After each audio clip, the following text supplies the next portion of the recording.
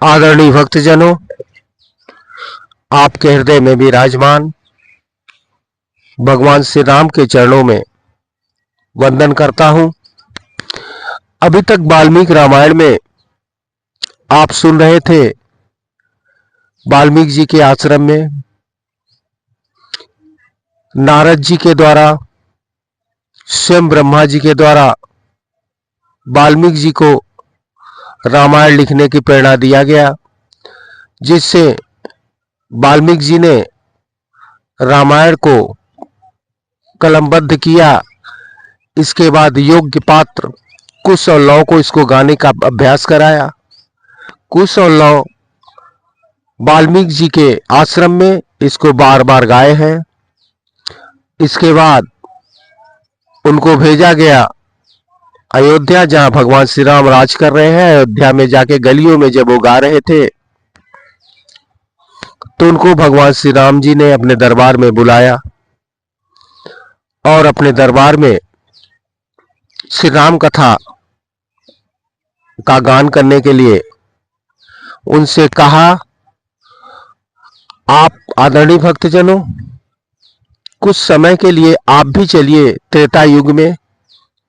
अभी कलयुग में अगर श्री राम कथा आप थोड़ा बहुत भी सुन रहे हैं तो निश्चित है त्रेता युग में भी आप रहे होंगे और इस राम कथा को देखे होंगे, इसलिए आपका मन इस राम कथा की तरफ लगता है।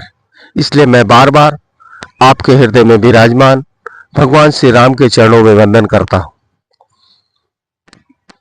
और आइए हम सब सुनते हैं वाल्मीकि जी के अनुसार भगवान श्री राम के दरबार में चलते हैं, जहां कुश और लौ विराजमान है और राम कथा भगवान श्री राम अपने बंधु बांधव, माताओं और राज दरबार के साथ सुन रहे हैं। तो आज से श्री राम का कथा आरंभ हो रहा है। मैं भगवान के चरणों में, हनुमान जी के चरणों में वंदन करता हूं, क्योंकि जहां भी राम का नाम होता है वहां हनुमान जी विराजमान रहते हैं। आपके हृदय में भी हनुमान जी विराजमान है। आइए चलते हैं राम के दरबार में। कुश और लौ कह रहे हैं, शर्वा पूर्वमियम ये समासित कृतस्ना वसुंधरा। पृथ्वी को पूर्व काल में प्रजापति मनु से लेकर अब तक जिस वंश के विजयशाली नरेशों के अधिकार में रही है। आगे कह रहे हैं, प्रजापति मुदायन प्रणा जयशाली नाम एसांस सगरो नाम सगरो एन खानित खष्टी पुत्र सहस्त्राणी अन्यांतम पर्यावारयन। जिन्होंने समुद्र को खुदवाया है और जिनके यात्रा काल में 60,000 पुत्र घेर कर चलते हैं, वे प्रताप महाप्रतापी राजा सगर, जिनके कुल में उत्पन्न हुए। इच्छा कुड़ामिदम तेसाम राज्ञाम वंशे महात्मनाम महोदुतपन्नमाख्यानम रामायणमति श्रुतम। कुश और लौ सुना रहे हैं कि इन्हीं इक्ष्वाकुवंशी महात्मा राजाओं की कुल परंपरा में रामायण नाम से प्रसिद्ध इस महान ऐतिहासिक काव्य की अवतारणा हुई है। उसी वंश की, उसी सूर्यवंश की परंपरा के कुश और लौ भी है और उसी परंपरा के राज दरबार में राम कथा कुश और लौ द्वारा सुनाया जा रहा है। आगे देखिए क्या सुना रहे हैं। कुश और लौ कह रहे हैं कि आदि से अंत तक इस सारे काव्य का पूर्ण रूप से गान करेंगे। भगवान से बता रहे हैं कि आदि से अंत तक इस सारे काव्य का पूर्ण रूप से गान करेंगे, जिसके द्वारा धर्म, अर्थ, काम और मोक्ष चारों पुरुषार्थों की सिद्धि होती है। अतः आप लोग दोष दृष्टि का परित्याग करके इसका श्रवण करें। इसमें बहुत ही बड़ी बात बोले हैं, दोष दृष्टि।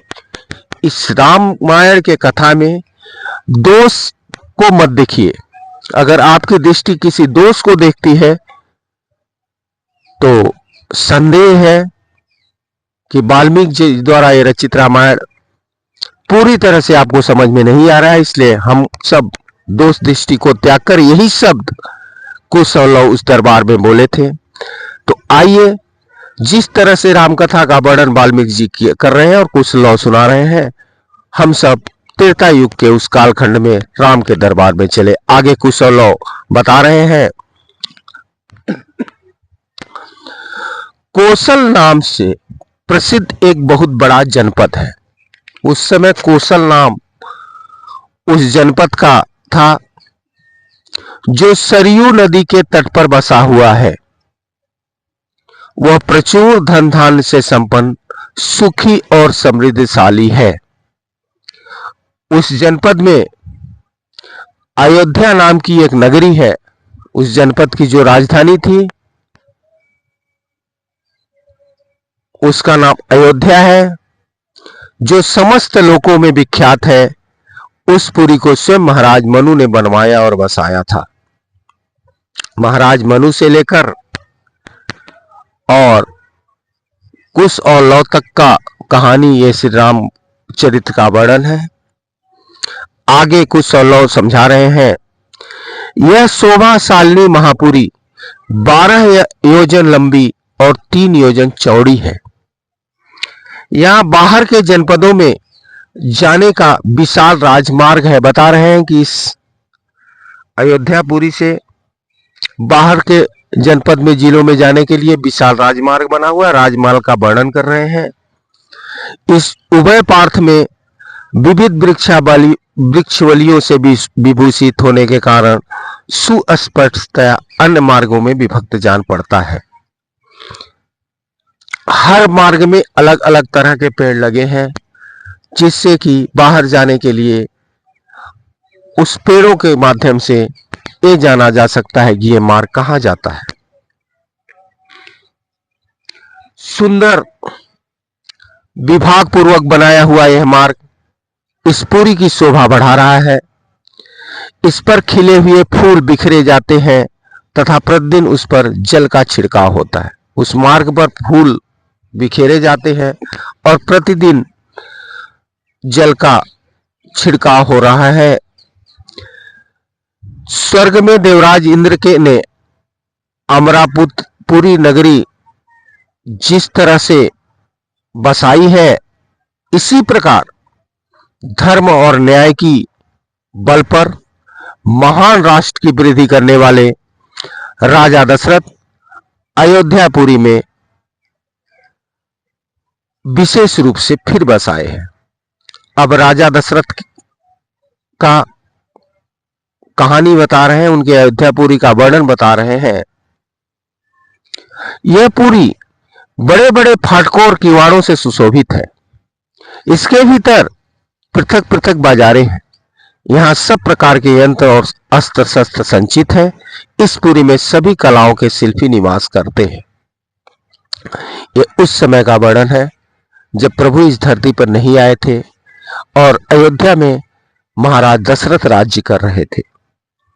स्तुति पाठ करने वाले सूत, वंशावली का बखान करने वाले मागध यहां भरे पड़े हैं। यह पूरी सुंदर शोभा से संपन्न है। उसकी सुषमा की कहीं तुलना नहीं है। वहां ऊंची ऊंची अट्टालिकाएं हैं जिनके ऊपर ध्वज फहराते हैं। सैकड़ों शताब्दियों से वह पूरी भरी पड़ी है। भगवान श्री राम को और उस दरबार को उस समय का वर्णन कर रहे हैं जब अयोध्यापुरी में राजा दशरथ राज कर रहे हैं। इसके चारों ओर गहरी खाई खुदी है जिसमें प्रवेश करना या लांघना अत्यंत कठिन है। यह दूसरे नगरों के लिए सर्वथा दुर्गम और अजीय है। घोड़े, हाथी, गाय, बैल, ऊंट आदि गधे से आदि उपयोगी पशुओं से यह पूरी भरी पड़ी है। इस तरह से राजा दशरथ वहां के राजा है। कर देने वाले समस्त नरेशों के समुदाय उसे सदा घेरे रहते हैं। विभिन्न देशों के निवासी वैश्य उस पुरी में शोभा बढ़ाते हैं। वहां महलों का निर्माण नाना प्रकार के रत्नों से हुआ है। वे गगनचुंबी प्रसाद पर्वतों के समान जान पड़ते हैं। उनसे वह पूरी शोभा बढ़ा रही है। यह शोभा बड़ी विचित्र है। उस पुरी का वर्णन कर रहे हैं जब महाराज दशरथ जी अयोध्या के महाराजा थे। उसके महलों पर सोने का पानी चढ़ाया गया है। श्रेष्ठ और सुंदर नारियों के समूह उस पुरी को शोभा बढ़ाते हैं। सब प्रकार के रत्नों से भरी तथा सत महल से प्रसादों से सुशोभित है। पूर्ववासियों के घरों में उनकी आबादी इतनी घनी हो गई है कि कहीं थोड़ा भी अवकाश नहीं है। समस्त भूमि पर बसाया गया है। यह नगरी जड़हन धान के चावलों से भरपूर है। वहां का जल इतना मीठा और स्वादिष्ट है मानो ईख का रस हो। राजा दशरथ के काल की घटना भगवान श्री राम के दरबार में कुश और लौ द्वारा सुनाई जा रही है।